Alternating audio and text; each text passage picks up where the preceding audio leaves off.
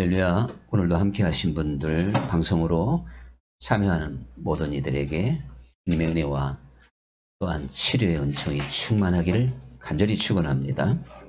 기독교가 고난의 종교냐 영광의 종교냐, 이런 말이 나오게 된 건 고난의 신학, 영광의 신학이라고 하는 신학이 이제 바탕을 두고 있겠죠.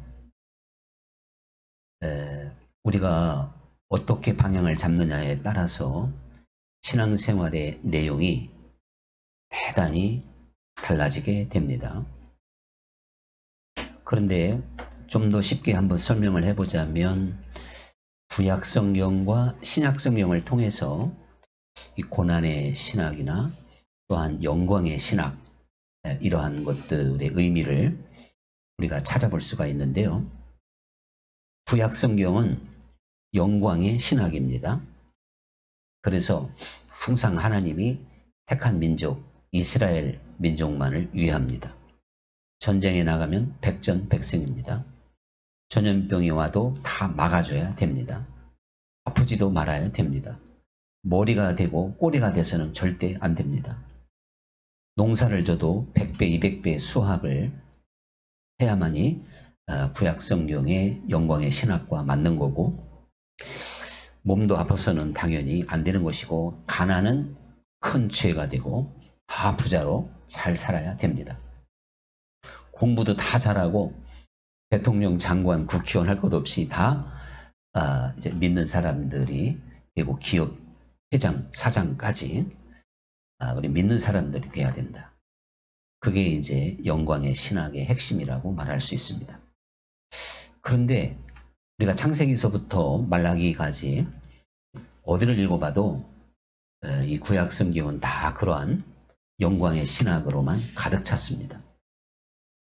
그래서 그 영광의 신학을 지금도 붙잡고 있는 유대인들은 세계를 향하여 계속 사실은 도전할 수도 있고, 또한 그들의 패권을 놓지 않는 게 유대인들의 특징. 힘이 없어서 그렇지 힘만 가진다면 그들은 이제 우등한 민족이고 선민 사상에 빠져있기 때문에 로마 나라의 나라를 잃고 세계에 흩어질 때 독일의 거의 한 80%가 거주하게 되는데, 거기에서 아주 대대적인 핍박을 받은 첫 번째 이유가 이 선민 사상이죠. 우리 민족은 너희와 다르다. 자, 이런 어떠한 영광의 신학의 흐름이 그들의 고난을 자초하기 시작을 했습니다. 그것뿐만 아니라 뭐 여러 가지 이유가 있겠습니다만은, 그래서 아브라함도 복을 받고 이삭도 복을 받고 야곱도 복을 받고 다윗도 백전백승했고 삼손 당할 자 없었고, 그 이스라엘 백성이 하나님께 순종하기만 하면 나가도 복을 받고 들어와도 복을 받고 성읍에서도 복을 받고 부엌에서도 복을 받고, 하여튼 안방에서 뭐 어디에서든지 복이 넘칠 것을 약속하고 있는 게 구약 성경입니다. 또한 그게 영광의 신학이죠. 그런데 이제 신약 성경을 우리가 한번 정신을 차리고 잘 읽어보면, 신약 성경은 처음부터 마지막 마태복음부터 계시록까지 고난의 신학으로 가득 차 있다. 이렇게 말할 수가 있죠. 그래서 이 고난의 신학은 섬김, 희생, 대속물로 준다, 사랑, 봉사, 용서, 화평, 자, 이러한 것들이 또한 병든 자를 찾아가고 나그네 된 자를 대접해주고 가난한 자를 돌보고 이렇게 감옥에 갇힌 자를 찾아가는, 그래서 이 고난의 신학의 눈을 열지 못하면 마지막 날에 내가 너희를 도무지 알지 못한다. 주님께서 그렇게까지 말씀을 하셨습니다. 그런데 이제 예수님이 이 땅에 오셔서 기독교의 역사가 시작이 됐습니다만은, 만약에 예수님께서 그 구약 성경의 흐름 그대로 영광의 신학에 기반해서 메시아로 오셨다면 배척할 사람이 아무도 없습니다. 예수님은 당연히 로마 나라를 하루아침에 번갯불을 내쳐서라도 다 내쫓아내야 되고, 예루살렘 성을 다시 한번 황금빛으로 이제 지붕 돔을 덮으면서 아주 휘황찬란한 전 세계를 다스리는 로마보다 더 막강한 절대 권력을 휘두르는 그런 이스라엘을 만들었죠. 그 당시에 모든 사람들이 메시아가 오면 그런 나라가 될 것이라고, 만왕의 왕으로. 그래서 내가 이제 높은 자리를 차지할 것을, 그 가장 측근인 제자들조차도 영광의 신학으로 주님을 보게 됐습니다. 그런데 주님께서는 오히려 철저하게 고난의 신학의 이제 내용으로 가득 찬 삶을 사시게 된 거죠. 그래서 날 때부터 마국간에서, 그야말로 이거 궁궐도 아닌 또한 목수의 아들, 그리고 세리와 창기들의 친구가 되어주시고, 가난한 자들과 늘 함께하는, 또한 외로운 사람들, 소외된 어린이와 여인들의 손을 붙잡아 주시는 그러한 주님이셨기 때문에 기득권층들에게 비난의 대상이 됐고, 제자들도 실망했고, 누구보다도 가룟 유다가 실망을 해서 예수님을 팔아 넘기게 되었다고 하는 것을 우리는 잘 알고 있습니다. 예수님께서 몸소 인자가 이 땅에 온 것은 섬김을 받으러 온 게 아니고, 섬기고 모든 사람에게 대성물로 내 생명을 주기 위해서 왔다. 이 고난의 신학의 아주 그 요점, 핵심을 말씀을 하셨지만, 수없이 많은 제자들이 그 예수님의 가르침과 말씀을 직접 들었음에도 불구하고 잘 깨닫지를 못합니다. 그때뿐이겠습니까? 제가 지금까지 수많은 사람 앞에 설교했고, 제 동영상을 수없이 많은 사람이 시청했지만, 제 설교를 해야 되는지 다시 한번 설명해 달라고 했을 텐데, 우리는 제자들처럼 기독교 2000년 역사가 그대로 보여주고 있듯이 참으로 진리의 세계에 눈을 뜨기가 대단히 어려운 겁니다. 그래서 인자가 이 땅에 올 때 믿음을 보겠느냐, 주님께서 그렇게까지 말씀을 하시게 됐습니다. 이것은 지금만이 살펴볼 것이 아니라 기독교 2000년 역사를 살펴본다 할지라도 고난의 신학, 신학적인 노름에 불과했지, 고난의 신학이 생명의 길이구나, 그저 거기에 아주 창념하고 천착하여 철저하게 삶을 그렇게 주저앉히고 겸손한 자리로, 또한 청빈한 삶으로, 섬기는 삶으로 귀착시키는 사람이 없는 거예요. 그래서 다 주여 주여 하는 자가 돼버리고 맙니다. 고상한 신학자들은 신학교나 어느 강연에 가서 고난의 신학을 얘기하면서 현 그리스도인들을 아주 완전히 까죠. 자기만 의인인 것처럼 그렇게 강연하기도 합니다. 물론 저도 그렇게 설교하는 사람 중에 하나가 될 수도 있습니다. 그러나 어떻게 설교를 했느냐가 물론 근본적으로 중요하지만, 어떻게 강연을 했느냐가 고난의 신학을 가르쳐줘도 못하는 세상인데 영광의 신학을 강조하고 영광의 신학을 이야기한다면 그 하늘나라에 소망이 있는 사람이 단 한 명이라도 있겠냐, 그런 이야기예요. 그런데 정답을 가르쳐주고 의로운 소리를 하면 항상 이 세상은 돌을 던졌고 그 사람을 이제 미워했고 감옥에 갇히게 해도 했고 또한 고생의 떡을 먹이기도 합니다. 사람들은 그 목소리를 피한단 말이죠. 이게 한 시대를 살았던 하나님의 말씀을 가진 사람들의 고통이고 애통이고 원통함이지만, 그러나 하나님께서 남은 자, 바알에게 무릎 꿇지 않은 7,000명이 있다 항상 했듯이, 어느 시대나 하나님은 남은 자를 통해서 그 생명을 이어가기 때문에 모든 것을 하시는 하나님께 맡기고 사람의 생각으로 실망할 필요는 없습니다만은, 많고 많은 사람 가운데 우리가 이렇게 만나서 함께 말씀을 나누게 됐다면, 더군다나 다른 것보다 우리 교회는 고난의 신학에 대해서 처음부터 마지막까지 제가 강조하고 있다면 우리는 지금뿐만 아니라 이후라도 서로 간의 삶을 달리했다 할지라도 계속적으로 함께 관심을 가져야 되는 부분이라고 저는 분명히 믿습니다. 근데 우리 이 기독교 역사, 자꾸 제가 말씀을 좀 반복하고 있습니다만은 초대교회만 고난의 신학이 사실은 자리 잡을 수 있었어요. 근데 이제 그 핍박과 환란이 지나가고 이 기독교가 공인되고 더 나가서 이제 380년에는 아주 국교, 로마의 국교가 됐을 때는요, 당장 고난의 신학은 거기서 끝났습니다. 다시 영광의 신학이 자리를 잡으면서 교권을 휘두르게 됐고, 그래서 오히려 교권이 왕을 능가하는 그러한 시대도 있었던 거죠. 근데 그때도 역시 남은 자들이 있어서 그들은 곧 수도원으로 들어갔습니다. 수도원에 철저하게 금욕주의라는 사실 나쁜 거죠.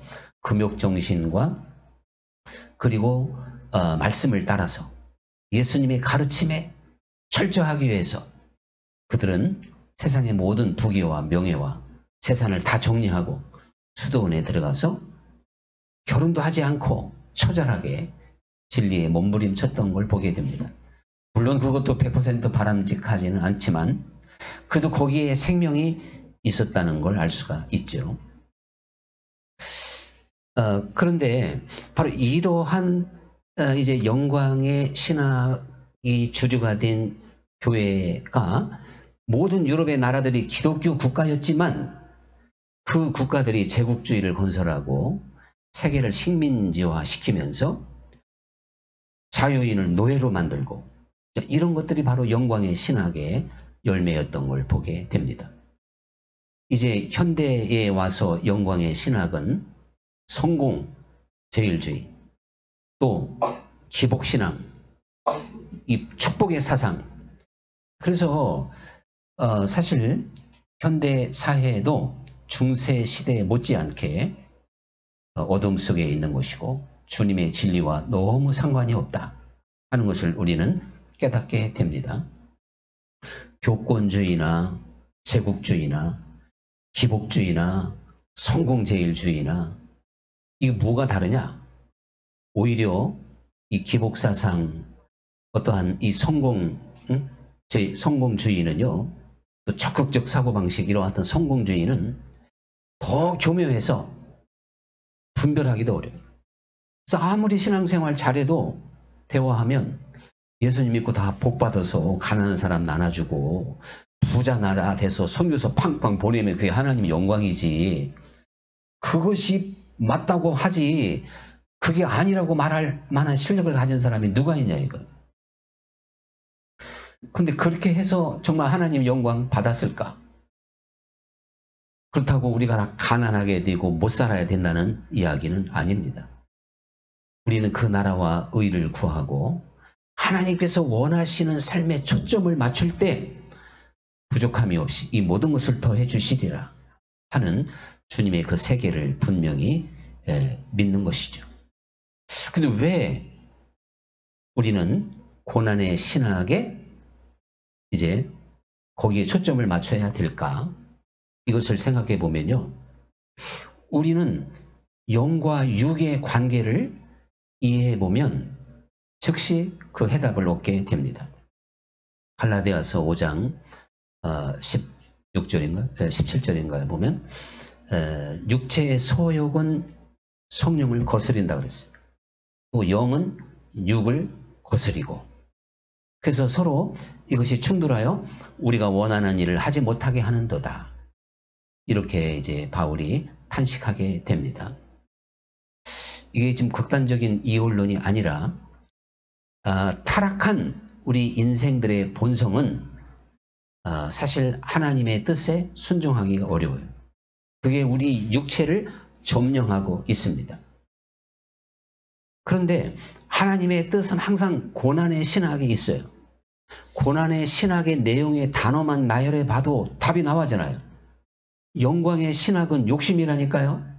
그래서 그 갈라디아서에서 말하는 게 바로 뭐냐면 영광은 육체의 본성, 육체의 욕구를 따라 사는 거기 때문에 그것은 음란과 더러움과 호색과 우상 숭배와 그리고 이제 주술과 그리고 분리됨과 분냄과 시기와 또한 당짓는 것과 그리고 이제 이단과 술 취함과 투기, 방탕한 것.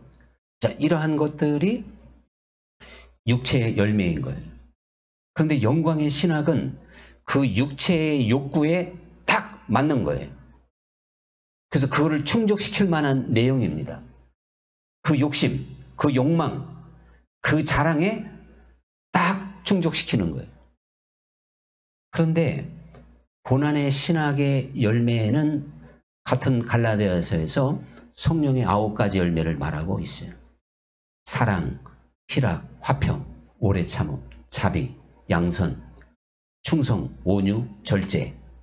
이것이 바로 고난의 신학을 통해서 나오는 열매라는 것이죠. 이것은 우리 육체의 본성을 거스르게 됩니다. 우리 육체와 치열한 싸움을 싸우고 그 다음에 내놓을 수 있는 열매입니다. 내가 본성대로 살고 기질대로 살아서 내놓을 수 있는 열매가 아니란 말이죠. 성령의 열매는 내 육체를 날마다 처복종시키고 성령을 따라 사는 것이 바로 성령의 열매가 아니겠습니까? 그래서 스펄전이 이제 그런 말을 해요. 우리는 이제 그 쪽문, 그러니까 좁은 문이죠. 좁은 문을 통과해서 요단강에 도달할 때까지 항상 치열한 그 육체의 본성과 싸움을 잠시도 멈출 수가 없다. 그렇게 스펄전이 이야기를 하죠. 스펄전이 고난의 신학에 초점을 맞춘 사람이 아닙니다. 그래서 저도 뭐 사실 개인적으로는 그렇게 위대한 설교자로 아주 설교를 탁월하게 해서 그렇지 고난의 신학에 접근을 그렇게 많이 한 사람은 아니에요. 그런데 바로 그런 스펄전조차도 우리 육체의 한계를 잘 깨닫고 우리가 예수님을 믿어서 저 천국에 갈 때까지 이 육체가 얼마나 강한지 이 본성의 타락이 얼마나 위험한지 하루도 쉬지 않고 우리는 영적 전쟁을 해야 되는 존재라고 이렇게 고백을 했는데 우리가 한번 신앙생활을 주님 뜻대로 살아보려고 하는 사람이라면 이 말에 동의하지 않을 사람이 어디 있겠냔 말이에요. 저는 정말 요즘 들어서 마음을 다하고 뜻을 다하고 힘을 다하고 목숨을 다하여 주 너희 하나님을 사랑하라. 이게 갈수록 실감이 나요. 아무리 큰 은혜를 받고 아무리 큰 깨달음을 얻어서 감동과 감격 속에 있어도요. 이게 반나절만 가면 또 희미해지는 거예요. 언제나 우리는 주님을 바라봐야 돼요. 정말 우리는 아침부터 잠자리에 들기까지 마음을 다하고 목숨을 다하여 주님 생각해야 됩니다. 주님은 이미 그렇게 말씀하셨어요. 그래서 너희 육체를 가진 너희들은 그렇게 할 수밖에 없는 존재라는 거예요. 우리가 눈에서 멀면 또 어떻게 된다 그랬어요? 마음에서 먼다 그랬죠. 그게 딱 맞는 얘기예요. 우리가 주님을 자꾸 마음에서 지우기 시작하면 우리 생각과 우리의 삶 속에서 주님으로 바라보지 아니하면 점점 희미해져 가는 게 당연한 것입니다. 우리 육신은요, 영광의 신학이 자기 양식이에요, 양식. 그래서 육체는 그 어떠한 영광의 신학의 어떠한 열매들, 또한 어떠한 가르침이랄까요? 그런 것들을 즐거워합니다. 기뻐합니다. 그런데 우리 영은요, 고난의 신학을 통해서만이 위로받을 수 있고 힘을 얻을 수가 있습니다. 그래서 우리들이 어떠한 이 고난의 신학이 나를 더 크게 감동시키고 나를 더 기쁘게 한다면 바로 신앙을 바로잡은 거예요. 길을 바로잡은 거예요. 지금 그렇게 하고 안 하고는 두 번째고 일단 초점은 잘 맞췄다. 그런데 어떤 영광의 신학을 이야기하고 만약에 설교하는데 크게 아멘이고 그것처럼 은혜스러운 게 없다면 사실 고난의 신학에 전혀 눈을 못 여는 것이다 하는 것을 동시에 우리는 이제 알아야 되겠죠. 그리고 오늘 이 본문의 말씀에 보면 하나님의 자녀라면 다 후사라는 거예요. 후사라면 하나님의 아들과 함께 하나님 나라를 상속받을 자라는 것이죠. 우리는 그 아들과 함께 상속받는 자가 되기 위하여 그 영광을 위하여 고난에 당연히 참여하는 자가 되어야 된다. 사실은요, 왜 고난의 신학이냐? 장차 우리가 받을 영광이 있기 때문에 고난을 통과하고 그 다음에 주는 게 영광인 줄 믿습니다. 우리 육체의 때에 영광, 욕심, 자기 영광을 구하게 되면 그거는 망하는 길인 거예요. 그래서 철저하게 자기를 부인하라고 말씀하신 줄 믿습니다. 자기를 부인하래요. 부인하라. 나를 부인하라고 하는 것이 바로 영광의 신학을 부인하고 고난의 신학을 붙잡으라는 거예요. 왜? 우리가 장차 그리스도와 더불어 그 영원한 나라를 상속받고 왕자로, 그때는 남자 여자 할 것 없이 하늘의 왕자의 신분으로 사는 것 아니겠어요? 영원한 영광이 우리에게 있기 때문에 잠시 머무는 이 세상에서 우리는 낮아지고 고난의 그 자리를 즐거워할 수 있고 또한 그것을 당연한 것으로 여길 수 있어야 된다. 그런 이야기죠. 그래서 예수님께서 좁은 문으로 들어가기를 힘써라. 넓은 문은 길이 넓고 그래서 찾는 사람이 많지만 좁은 문은 길이 좁고 협착해서 찾는 이가 심히도 적다. 바로 이 좁은 문이 바로 고난의 신학인 겁니다. 넓은 문이 바로 영광의 신학이라고 말할 수가 있어요. 오늘 영광의 신학에 사로잡힌 사람들은 부요의식에 빠지고 또 그래서 자기가 평생 일궈놓은 것을 자랑 삼아서 또 내 재산을 자랑하면서 자식 자랑하면서 남보다 많이 배운 거, 남보다 더 높아진 거 거기에 취해서 그래서 어려운 이웃 보면 그저 조금 베푸는 건 그 동정이고 또한 사람의 연민이지 하나님의 진정한 긍휼과 사랑은 10분의 10이라도 줄 수 있는 것이 바로 고난의 신학에 철저하게 못 박힌 사람인 것이죠. 우리는 조금 선행을 해놓고 스스로 위안하고 조금 베풀고 내가 사랑 있는 것처럼 착각을 한다면 이거 주님을 몰라도 너무 모르는 거 아니겠습니까? 좁은 문, 그 문은 너무나도 좁고 협착해서 찾는 이가 심히도 적다는 것입니다. 주님께서 이미 고난의 신학에 생명이 있다고 하는 걸 결론적으로 설명하고 있는 부분이 됩니다. 그러므로 우리는 모세를 통해서 이 고난의 신학의 의미를 또한 깨닫게 되는데 모세가 바로 그러니까 바로 그 공주의 그 왕자 저 아들의 그 신분을 버리고 자기 백성의 그 고난의 길로 들어선 건요. 잠시 누리는 죄악의 날. 그러니까 어떤 왕자의 신분으로 떵떵거리고 막 이렇게 힘있게 사는 게 잠시 누리는 죄악의 날이래. 죄악의 날. 다른 사람 보기에는 야, 저 히브리 민족으로 어떻게 저런 신분을 얻었을까 부러움의 대상이겠죠. 그러나 그것은 잠시 누리는 죄악의 날이라는 것입니다. 오늘 우리가 가지고 있는 권세, 우리가 가지고 있는 명예, 내가 가지고 있는 재산, 건강, 지식, 남보다 월등한 거 이게 자칫 잘못하면 잠시 누리는 죄악의 날들이 될 수가 있습니다. 남보다 더 많은 권세와 명예와 인기를 가지고 나사를 보지 못하고 호화롭게 살았던 그 부자처럼 모든 그리스도인들이 영광의 신학에 사로잡혀 살아가기가 십상인 거예요. 그런데 고난의 신학에 눈을 뜨면 우리는 베풀 줄 알고 섬길 줄 알고 스스로 선택하여 가난한 자, 나그네 된 자, 병든 자, 옥에 갇힌 자를 찾아보고 그들과 함께 철저하게 삶을 나눌 수 있는 겸손하고도 낮은 자의 삶을 추구하게 될 줄 믿습니다. 그래서 높아지는 걸 무엇보다 두려워하고 다른 사람에게 인정받을 때 오히려 두려움을 느끼게 되고 또 내가 다른 사람보다 더 지금 부유하게 산다면 그건 정말 불안하기가 짝이 없는 거예요. 그래서 피할 길은 있어요.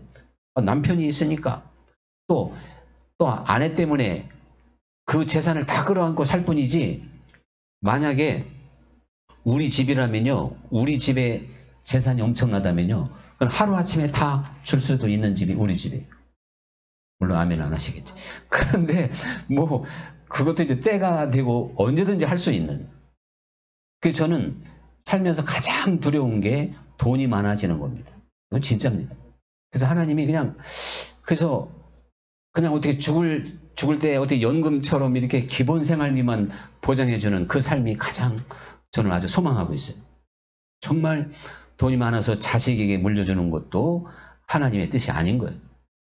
그건 하나님을 모르는 거예요. 근데 내가 한 게 아니라 남편이 했으니까 아니면 아내가 했으니까 무죄입니다. 그러니 안심하십시오. 그런데 나 혼자 할 수만 있다면 하나님이 제대로 된 그 사람의 생각과 마음이 날마다 부채질하는데 어떻게 견뎌요? 정리할 거 정리하고 내려놓고 내려놓을 수밖에 없는 겁니다. 우리는 이 모세처럼 선택할 수 있는 사람이 돼야 돼요. 모세가 그렇게 잠시 죄악의 날을 누리지 않고요. 그 애굽의 보화에 취하지 않고 고난의 길을 택한 건 상 주시는 임을 믿었기 때문이라는 것입니다. 모세는 확실한 영원한 상을 믿었던 겁니다. 그러면 내가 지금 믿음이 있는 사람입니까? 없는 사람입니까? 지금 분명한 믿음을 가진 사람이라면 하늘의 상을 온통 기대하게 될 줄로 믿습니다. 분명 내가 믿음을 가진 사람이라면 우리는 그 영원한 나라에서 정말 높은 자가 되기 위해서 이 세상에서 무시당하고 낮은 자로 사는 것에 대하여 불평불만하지 않는다니까요. 다시 한번 나사로의 이야기가 소개될 수밖에 없어요. 이 부자에게 아브라함이 한 이야기가 뭐냐면 얘야 너는 세상에 있을 동안에 좋은 것을 받았고 나사로는 고난 가운데 있었느니라. 그러므로 그는 이 하나님 나라에서 위로를 받고 너는 거기서 고난을 받을 수밖에 없는 것이다. 정확하게 아브라함이 그렇게 이 부자에게 지금 이야기를 하게 됐습니다. 그러면 이 세상에서 나사로처럼 살아야 천국 간다는 얘기도 아니고 우리는 선택해야 됩니다. 나사로의 삶을 눈여겨보시고 거기에 행복이 있다는 걸 기억해야 됩니다. 부자, 날마다 연애를 베풀고 좋은 옷을 입고 호의호식하고 떵떵거리고 그 부자만 나타나면 동네 온통 사람들이 고개를 조아렸습니다. 그러나 그것은 잠시 누리는 낙이고 행복이었고 영원히 고통받을 수밖에 없습니다. 나사로의 삶은 스스로 작은 자가 되고 섬기고 겸손하고 정말 없는 중에서도 어려운 이웃들을 돌보고 살피는 이러한 일에 지극히 작은 자에게 철저하게 눈을 뜬 삶이었다는 것을 기억해야 될 줄 믿습니다. 그러므로 우리가 장차 우리에게 주어질 영원한 영광 이것을 믿는다면 잠시 동안의 고난과 잠시 동안의 낮아짐을 오히려 감사할 줄 알아야 됩니다. 이것에 감사하기 시작하면 진짜 행복해지는 거예요. 그래서 예수님께서 나와 복음을 위하여 모든 걸 다 포기하고 고난의 신학에 눈을 열면 100배로 상을 받는다는 거예요. 100배. 여러분 참 밥 한 번 잘 먹으면 뭐 한 4시간 배부르죠. 먹을 때 괜찮고. 근데 너무 많이 먹으면 또 얼마나 또 힘들어요. 그런 얘기 많이 하죠. 양복 한 번 입으면 뭐 일주일 즐겁고 뭐 목욕하면 하루가 좀 뭐 깨우나 뭐 그런 말이 있는데 우리가 이 고난의 신학에 눈을 열면 100배로 상을 얻습니다. 이건 올림픽 복권인가? 뭐라 그러지? 아니, 로또 복권 당첨된 것보다 더 큰 기쁨입니다. 네. 로또 복권 아무 상관없어요. 실감이 안 나겠지만 하여튼 복권이 당선됐던 얼마 국회의원 당선된 거하고는 비교가 안 됩니다. 이러한 행복을 이거 바로 100배의 상이라니까요. 100배의 상. 100배의 상은 영광의 신학을 움켜잡고 있는 한 절대 안 열리는 거예요. 그걸 놔야 돼요. 철저하게 나를 부인하면 오히려 나를 높여주실 줄 믿습니다. 이제 오늘의 찬양 드리도록 합시다.